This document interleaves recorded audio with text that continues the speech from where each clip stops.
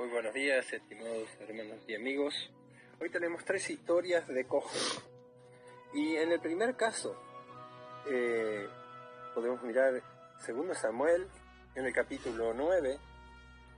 David, como rey de Israel, ya estaba firmado en su trono. El primer rey había sido Saúl, y realmente lo había perseguido, lo había maltratado, y bueno, llegó el día cuando Saúl es desechado de parte de Dios y muere. Pero con la muerte de Saúl también se va la vida de su mejor amigo, Jonatán, que era realmente una amistad y un amor de amigos maravillosa. Y cuando él entonces está en su trono afirmado, él pregunta si ha quedado alguno de la casa de Saúl a quien haga yo misericordia por amor de Jonatán, que Jonatán había sido su mejor amigo. Y él piensa, ¿habrá quedado algún descendiente? ¿Habrá quedado algún hijo? Entonces le dan la noticia de que sí, de que ha quedado un hijo de Jonatán lisiado de los pies. Entonces, en el verso 4 del capítulo 9 de 2 Samuel, el rey le preguntó, ¿dónde está? Y Siba, que era un criado de la casa de Saúl, respondió y dijo dónde estaba, ¿verdad? En un lugar que se llama Lodebar. Entonces David lo mandó buscar a Mefiboset. Y claro, Mefiboset no sabe por qué razón el rey lo manda a llamar y teme por su vida. Pero cuando llega a la presencia de David, que se postra delante de él y le hace reverencia, y en el verso 7 le dice David, no tengas temor, porque yo a la verdad haré contigo misericordia. ¡Qué tremendo! Haré contigo misericordia por amor de Jonatán, tu padre, y te devolveré todas las tierras de Saúl, tu padre, y tú comerás siempre a mi mesa. Entonces en el verso 13 dice que moraba Mefiboset de ahí en adelante en Jerusalén, porque comía siempre a la mesa del rey y estaba lisiado de ambos pies. Un hombre que tenía su vida arruinada desde la niñez, termina recibiendo grande misericordia de parte del rey de todo Israel y el privilegio de comer junto con los hijos del rey en la mesa con el rey. Esto nos habla mucho, ¿verdad?, del favor de Dios hacia nuestras vidas. La razón por que Mefiboset quedó lisiado de los pies se encuentra en 2 Samuel capítulo 4, verso 4, que dice que Jonatán, hijo de Saúl, tenía un hijo lisiado de los pies. Tenía 5 años de edad cuando llegó de Jezreel la noticia de la muerte de Saúl y de Jonatán. Su nodriza le tomó y huyó, y mientras iba huyendo, ¿verdad?, corría apresuradamente, se le cayó el niño y quedó cojo. Su nombre era Mefiboset. Quedó lisiado de por vida. Como muchas personas, ¿verdad?, en este mundo, están lisiadas de por vida porque han pasado por guerras, han sido mutilados quizá.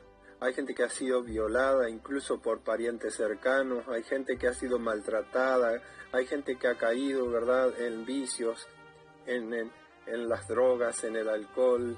Hay gente que nunca pensó que iba a descender tan bajo, sí, y allí se encuentran marcados y torturados por el diablo. Pero para esto vino Jesús, para buscar y a salvar lo que se había perdido.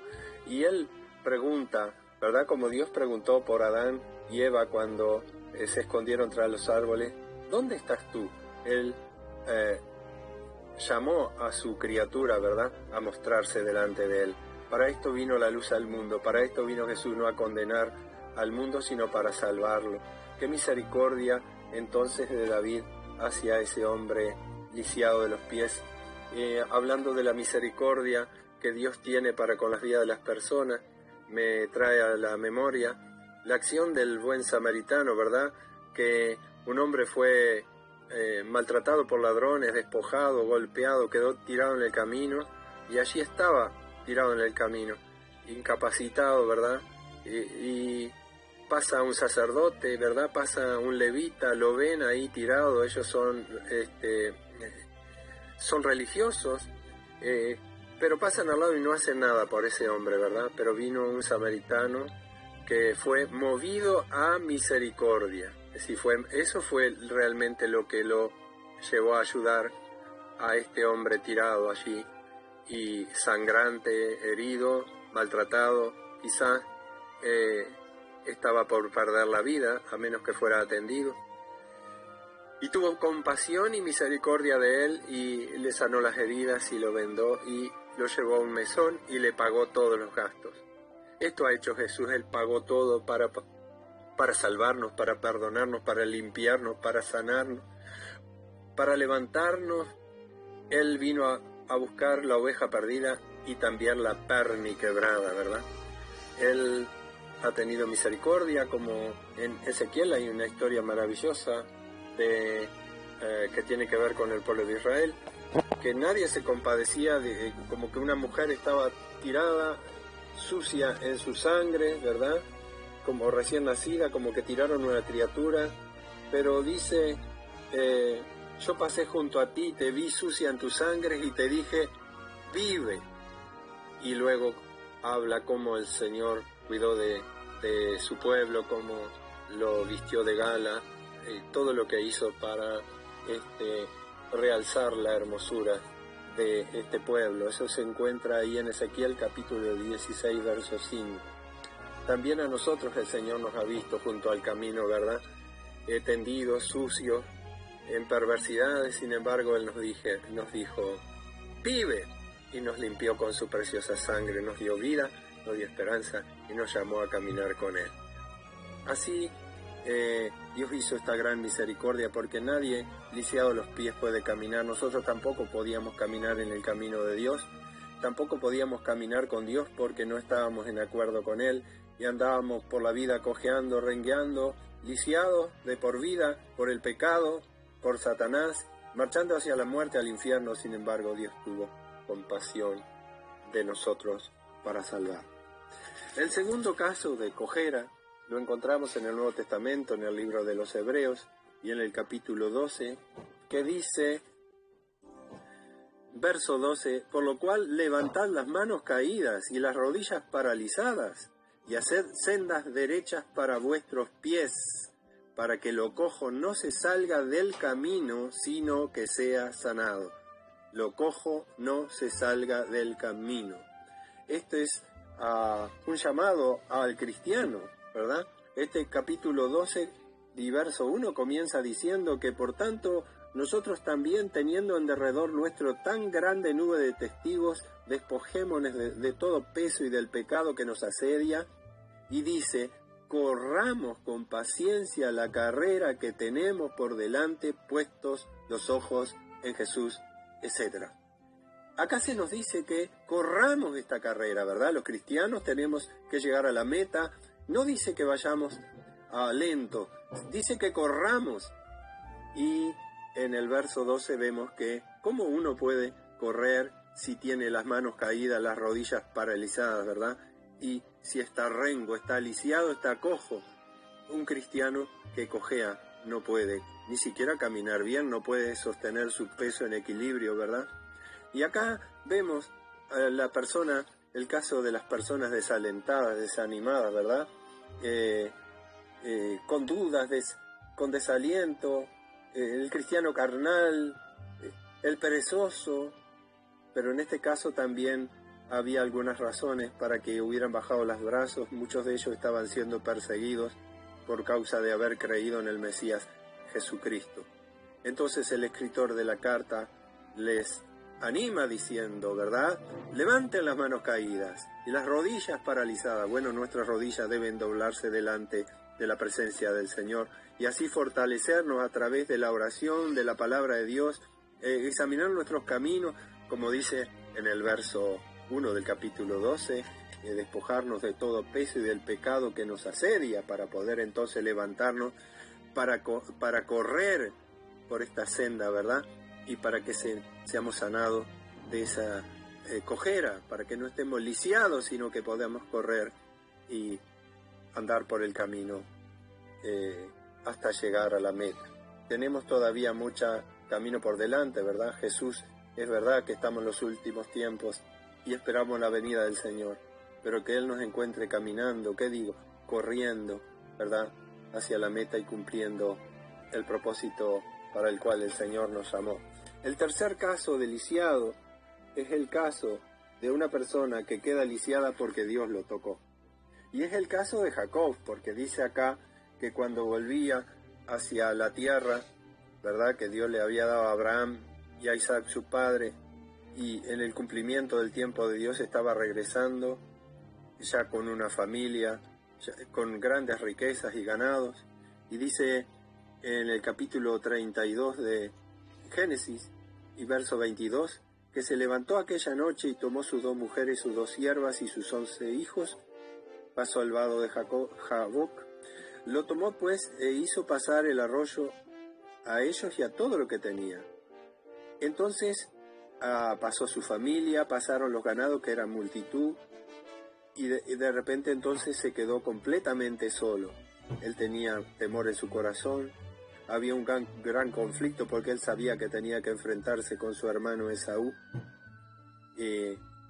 Para aquellos que conocen la historia, ¿verdad?, saben lo que significa enfrentarse a su hermano. El verso 24 dice que así se quedó Jacob solo, pero dice que luchó con él un varón hasta que rayaba el alba. Toda esa noche estuvo luchando con el ángel, ¿verdad? Y cuando el varón vio que no podía con él, dice el verso 25, tocó en el sitio del encaje de su muslo y se descoyuntó el muslo de Jacob mientras con él luchaba. Y dice, déjame porque raya el alba, le dice el varón. Y Jacob le respondió, no te dejaré si no me bendís. Él estaba peleando por la bendición. Él estaba luchando, no quería soltar ese varón de Dios, no quería luchar, no quería soltar ese ángel, porque él quería ser bendecido, porque estaba en desesperación, porque estaba en una noche oscura, porque no sabía lo que le deparaba allí adelante el encuentro con Esaú y volver a aquella tierra. Él luchó por la bendición de Dios. Y ahí fue donde Dios le cambia el nombre a Israel, porque dice, has luchado con Dios y con los hombres y has vencido. Verso 30 dice que llamó Jacob el nombre de aquel lugar Peniel, porque dijo, vi a Dios cara a cara y fue librada mi alma. Cuando había pasado Peniel, le salió el sol y cojeaba de su cadera. Es decir, de ahí en adelante Jacob quedó lisiado, se le encogió un tendón cuando el ángel le tocó allí, y de ahí en adelante Jacob entonces quedó cojeando.